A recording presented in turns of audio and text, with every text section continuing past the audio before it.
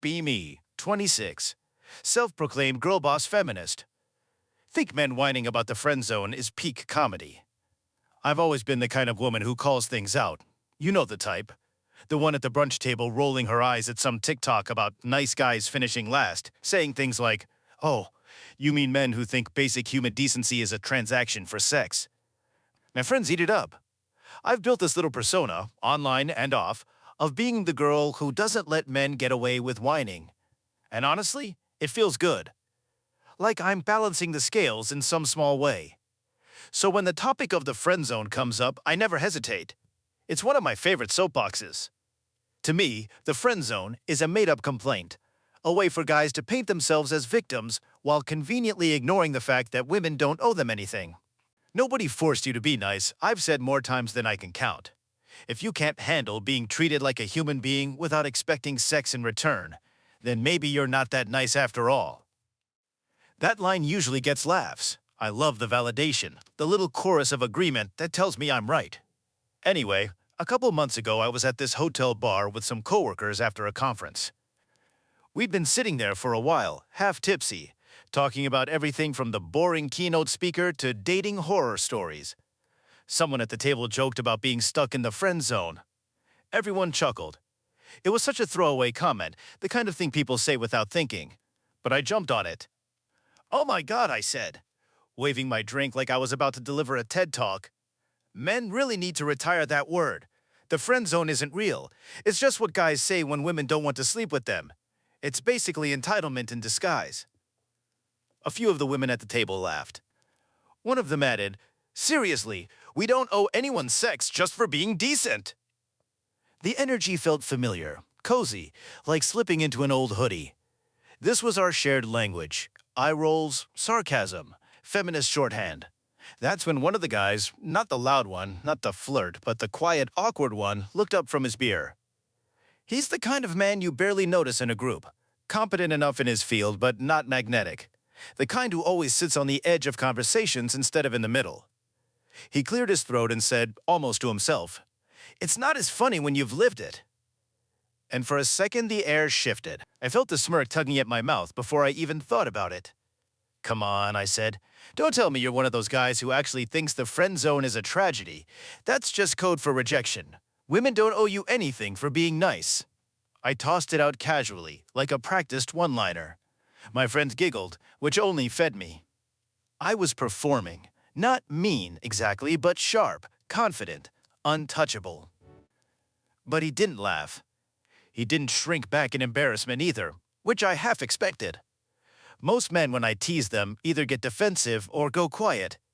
He did neither. He just kept staring down at his drink, turning the glass in his hand like he was trying to decide something.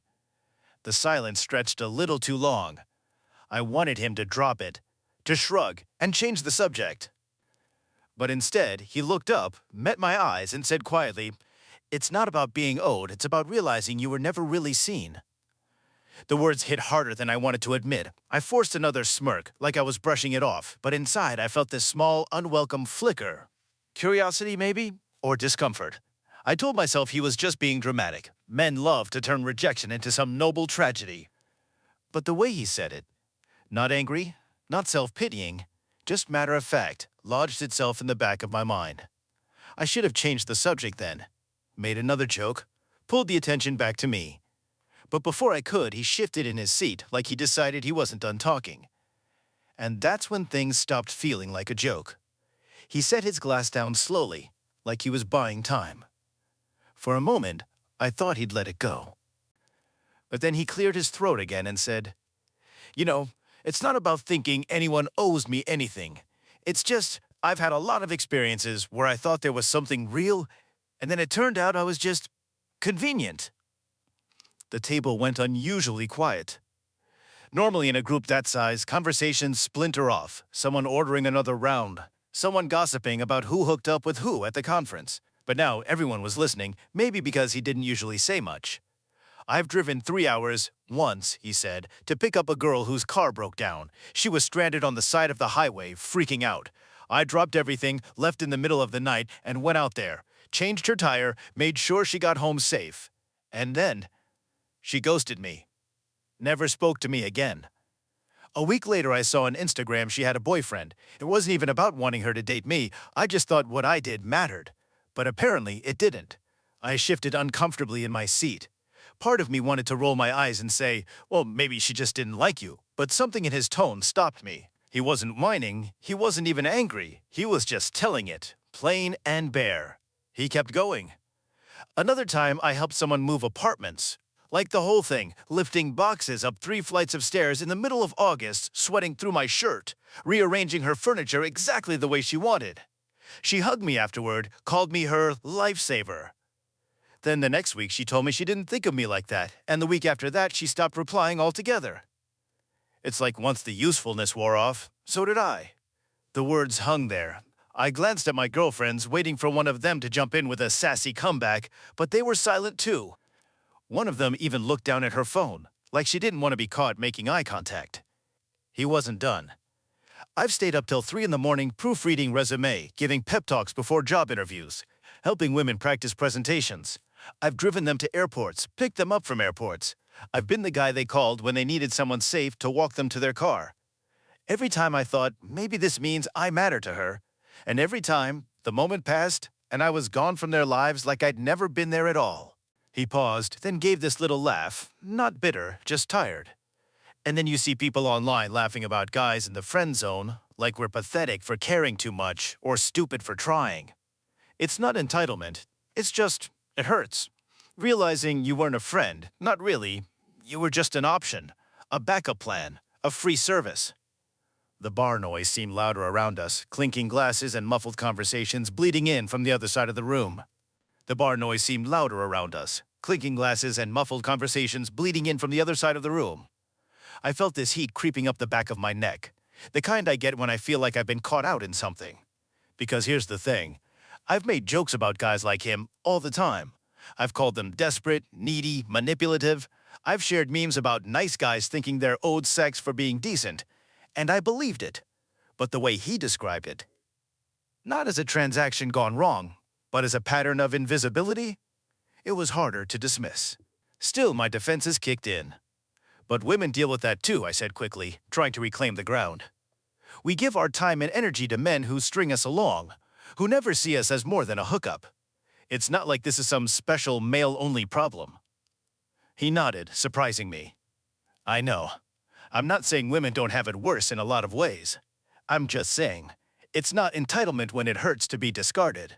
When you give the best parts of yourself and realize it only counted when it was useful. There was no sharp edge to his words, no accusation. And somehow, that made it worse. If he'd gotten angry, I could have dismissed him as bitter. If he'd demanded sympathy, I could have rolled my eyes. But he didn't. He just said it like it was a fact of his life, then went quiet again. I stared down at my drink, suddenly not so eager to perform. Around the table, people started easing back into side conversations, clearly uncomfortable with the rawness that had just cracked open in the middle of our night out. But I stayed stuck, hearing his stories on loop. I wanted to argue, to find the flaw in his logic, to prove him wrong the way I always did. But I couldn't. Because beneath all the layers of my ideology, there was this undeniable truth. What he described did sound lonely. And it was the first time I realized maybe the friend zone wasn't always a punchline. Sometimes, it was just pain dressed in silence. The conversation had drifted elsewhere, but I couldn't stop replaying what he said. Every laugh I'd made at the expense of friend-zoned guys felt like it was echoing back at me. I hated the feeling. Not guilt exactly, but something close. A stubborn part of me still wanted to push back. To say, so what? Women deal with worse. To protect the worldview that always made me feel steady, certain, righteous. But then he spoke again.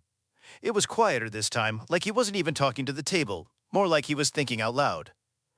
You know, he said, it's not about being owed anything.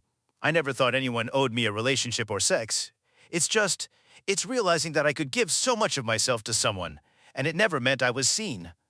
I wasn't a person they cared about. I was just a placeholder until someone better came along. That word, placeholder, made something twist in me. He leaned back in his chair, looking down at his hands. It's not that different from ghosting. You think you have some kind of connection, and then you realize you were mistaken the whole time. Except it's worse when you were the one holding them up, making sure they were okay, and then, poof, like you were just a chair they sat on for a while, and then got up and walked away. I opened my mouth to say something, anything, but nothing came out. Instead, he added, "It's not about sex. It's about mattering and realizing over and over that you don't." That line sat in my chest like a weight. I wanted to laugh it off, to accuse him of self-pity, to throw out the line I always used. Women aren't vending machines where you put in niceness and get sex out. But that wasn't what he was describing. He wasn't talking about a transaction gone bad. He was talking about erasure. About what it felt like to be used when useful and invisible when not. It shook me because I'd never considered it that way. To me, the friend zone was just entitlement.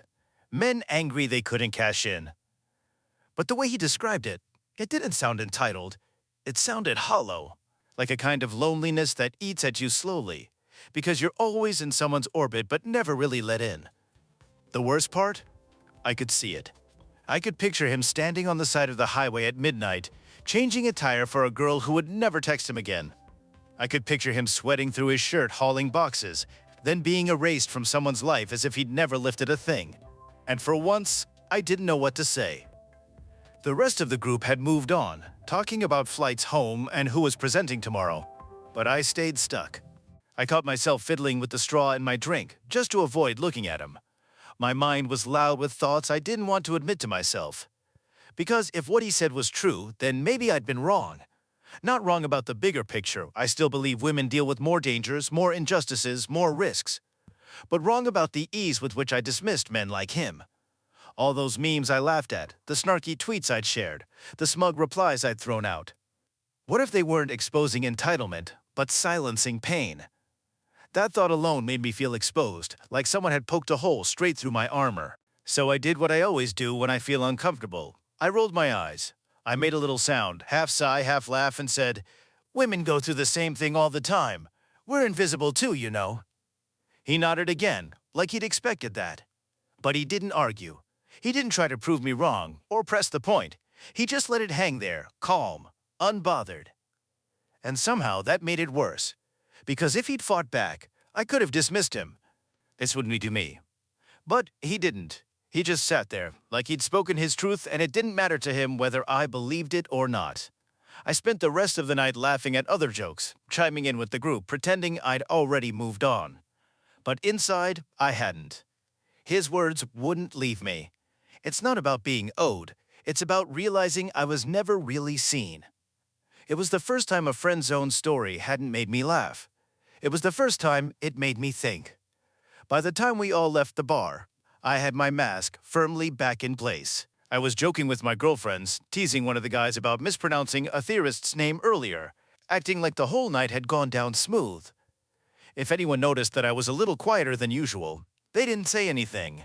But when I got back to my hotel room, shut the door, and kicked off my heels, his words came rushing back. I sat on the edge of the bed with my makeup still on and my phone in my hand. But instead of scrolling, I just sat there. It's not about being owed. It's about realizing I was never really seen. I hated how much it lingered. I wanted to brush it off, to file it under male fragility or whiny nice guy energy. I even tried to rehearse comebacks in my head. Things like, "Well, welcome to how women feel every single day," or "You just picked the wrong women, that's not systemic." But none of them landed. None of them made that knot in my stomach go away. Because deep down, I recognized something in what he said. Not in the details. I've never driven 3 hours in the middle of the night for anyone, but in the feeling. That hollow pit of giving pieces of yourself away only to realize you didn't actually matter to the person you gave them to. I've felt that. We all have. And yet I'd never considered it valid when men described it. I'd always been too quick with the eye roll, too ready with the feminist punchline.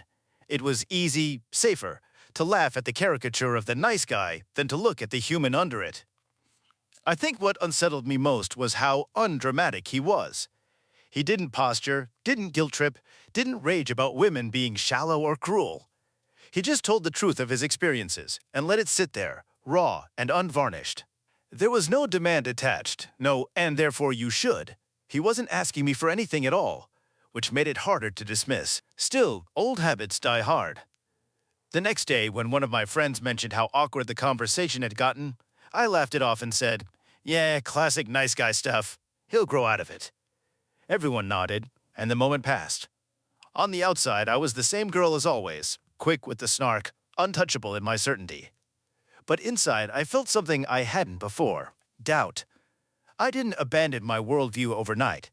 I still believe women face more dangers, more disadvantages, more structural inequality. That hasn't changed. But now, when I see a meme about the friend zone, I don't laugh as easily. When someone cracks a joke about nice guys finishing last, I hear his voice in the back of my mind. It's not about being owed. It's about not being seen. And I wonder how many times I've missed that, not just in him, but in other men too. How many times I've been so invested in being right, in defending women, that I refuse to notice that maybe men have their own invisible wounds, the kind that don't fit neatly into the narrative I've built for myself. I don't say this out loud, not yet. Maybe not ever. It would sound like betrayal to my friends, to the ideology that makes me feel steady in a world where so much is stacked against women. But I can't unhear it. I can't unthink it. So I do what I've always done when something shakes me. I roll my eyes, I make a joke, I move on. Outwardly, nothing's changed. But privately, I've started noticing. And once you start noticing, it's hard to stop. Be you. Watch Green Tech Stories every night. Forget to subscribe. Missing out on tomorrow's story.